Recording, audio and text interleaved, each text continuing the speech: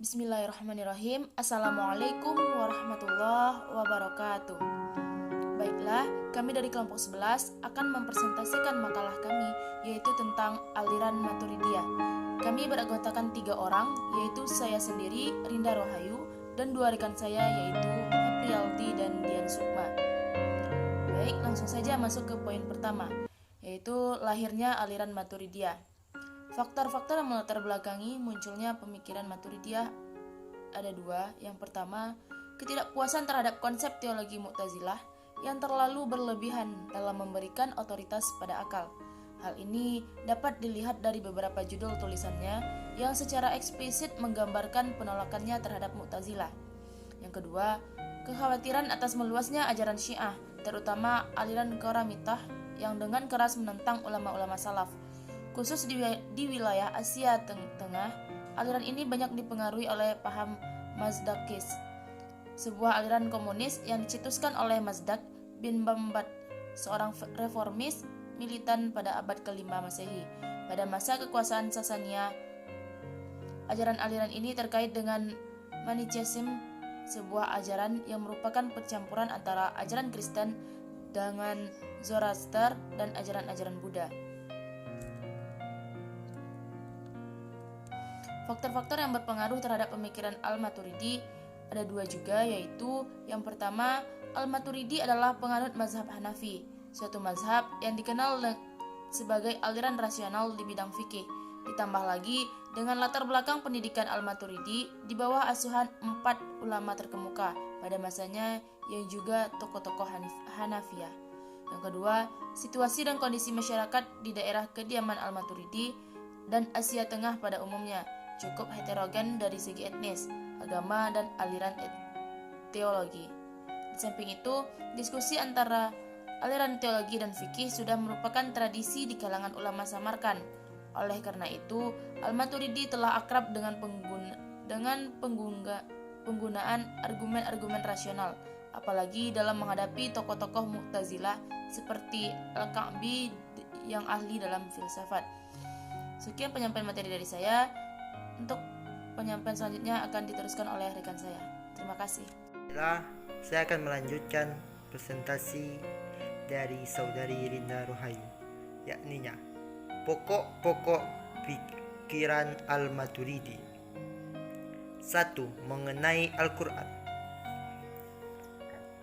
Al-Maturidi mengatakan bahwa Al-Quran adalah kalam Allah yang qadir, tidak dirubah, tidak diciptakan, tidak baru, dan tidak ada permulaannya. Adapun huruf-huruf muqatta', bentuk-bentuk warna-warna, suara-suara dan segala sesuatu yang tertentu dan segala sesuatu yang ada di alam dari al-mukaffayat adalah makhluk yang berpermulaan dan diciptakan. Dan sesungguhnya kalam Allah subhanahu wa ta'ala adalah sifat yang ada dengan zat Allah Ta'ala yang tidak tersusun huruf-huruf dengan suara-suara. Mengenai sifat Allah Subhanahu wa Ta'ala, menurut Al-Maturidi, baginya Tuhan juga mempunyai sifat-sifat seperti adanya nas yang menunjukkan bahwa Allah menyifati dirinya dengan sifat mendengar dan melihat. Maka menurut pendapatnya, Tuhan mengetahui bukan dengan zatnya, tetapi dengan pengetahuannya. Tetapi dia tidak seperti pengetahuan al-um. Dia juga berkuasa bukan dengan zatnya, tetapi dengan kekuasaannya. Tetapi dia tidak seperti kekuasaan al-qudrah. Dia mendengar bukan dengan zatnya, tetapi dengan pendengarannya. Dan dia tidak seperti pendengaran al-asma. Begitu pula dia melihat, tetapi bukan dengan zatnya.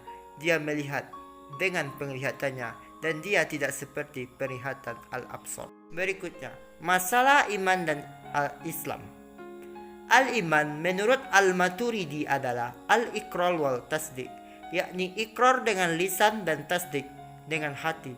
Argumentasi Al-Maturidi sesungguhnya iman dengan secara bahasa adalah pembenaran al-tasdiki, sementara tasdik kadang dengan hati, kadang dengan lisan. Syekh Zadah mengatakan, sesungguhnya pembenaran al-tasdik menurut al-As'ari adalah kalam li nafs masru bi al-ma'rifah, atau dengan kata-kata asyartani. Pembenaran al-tasdik menurut al-As'ari adalah qaul bi nafsi yatadamman ma'rifatullah. Dengan demikian, iman menurut al-As'ari dapat bertambah dan dapat berkurang, sementara al-Maturidi sependapat dengan Abu Hanifah, iman tidak bertambah dan tidak berkurang. Selanjutnya akan dilanjutkan oleh saudari saya, yakni Adian Sukma. Keempat, masalah melihat Allah Subhanahu wa Ta'ala. Dalam hal ru'yatullah, Al-Maturidi sejalan dengan golongan Al-Asy'ariyah bahwa Tuhan kelak dapat dilihat oleh manusia. Ia berusaha mengajukan silogisme sebagai berikut. Tidak dapat dilihat adalah yang tidak berwujud. Setiap berwujud pasti dapat dilihat, dan karena Tuhan berwujud, maka Tuhan pasti dapat dilihat. Lalu, bagaimana Tuhan dapat dilihat? Dalam hal ini, Imam Al-Maturidi mengatakan, Dia, Tuhan, dapat dilihat bukan dalam dimensi bentuk sebagaimana kita melihat. Dia bukan sesuatu yang dibatasi dan tidak dibentuk. Maka demikianlah kita melihatnya, bahwa dia tidak dibatasi dan tidak dibentuk. Tetapi yang jelas, bagi Al-Maturidi, melihat Allah adalah sesuatu yang mesti ada, terjadi, tanpa adanya penawaran atau interpretasi, yaitu tanpa mempunyai bentuk. Yang kelima, masalah dosa besar. Bagi Mu'tazilah, orang-orang yang demikian itu tetap tidak dihukumi sebagai seorang kafir, juga bukan seorang mukmin. Akan tetapi fasik yang menduduki posisi di antara dua tempat, atau sering dikenal al-manzilah baina al-manzilatain. Bagi Maturidi, orang yang berdosa besar seperti zina dan pembunuhan tetap dikatakan sebagai seorang mukmin. Adapun bagaimana nasibnya kelak di akhirat terserah kepada Tuhan. Hemat penyusun, wajar dia berpendapat demikian, sebab baginya iman dan Islam adalah sama. Kalau keberadaan iman yang la yazid wa la yanqus, maka Islam pun tentu tidak jauh dari itu. Pendapat Al-Maturidi di atas sejalan dengan guru utamanya, Abu Hanifah, yang mengatakan bahwa seorang muslim tidak bisa menjadi kafir dengan berbuat dosa, kendati pun itu adalah dosa besar. Yang keenam, masalah baik dan buruk. Al-Maturidi berpendapat bahwa sesungguhnya akal mampu mengidentifikasi sesuatu yang baik dan buruk. Sementara Al-Asy'ariyah berpendapat lain. Mereka memandang bahwasannya akal tidak mampu mengetahui baiknya sesuatu dari sesuatu. Demikian juga akal tidak mampu mengetahui jeleknya sesuatu dari sesuatu. Dan sesungguhnya jalan ke arah sana hanya dapat diketahui dengan melalui syar'i. Maka dengan demikian, sesuatu yang baik adalah sesuatu yang dipesan oleh syar'i dan akan mendapat pahala bagi yang melaksanakannya. Dan kejelekan adalah sesuatu yang dijelaskan oleh syar'i dan akan mendapat dosa bagi siapa saja yang melakukannya. Sekian pembacaan materi dari kelompok 11. Billahi taufiq wa hidayah. Assalamualaikum warahmatullahi wabarakatuh.